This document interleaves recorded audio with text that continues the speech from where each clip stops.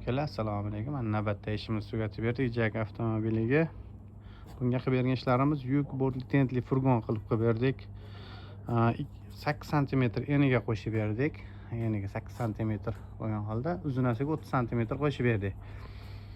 Ustini tom tepa taraflarini shtorka, ya'ni ochiladigan qilib berganmiz. Tomini tepa verniy gruzlar bo'lsa, bemalol ortib ketishaveradi. Orqa holatlari mana nomerlarini yopishtirib berganmiz. Alikabondan kesib chiroyli qilib, faqat o'sha yopishtirganim hisobiga, germetika qilgan hisobiga ustida qog'ozi bor, keyin olib tashlanadi qurigandan keyin. Orqa holatlari, zavodskiy ruchkalari, bamperlari bilan qilib berdik. Rossiyskiy yaxshi ruchkalardan, adrajatorlari o'chib ketmaydigan, bizning logotipimiz Temur Tent. Yon holatlari, mana ichki holatlarini ko'rsatamiz hozir. Bolalar ochib ko'rsatishadi. Ichki holatlari. Ichki holatlarini ham mana bolalarga finisik fanera qilib berdik, suvdan qo'rqmas.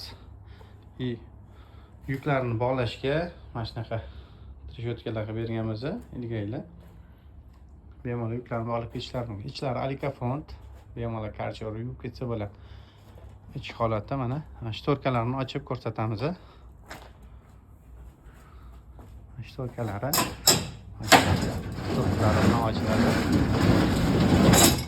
Ochilishlari yengilgina, nima qilinmaydi. Hozir yopib ko'rsatamiz yana.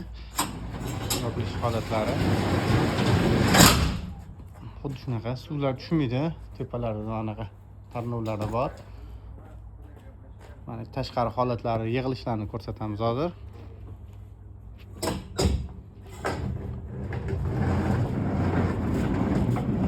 Yig'ilishlari.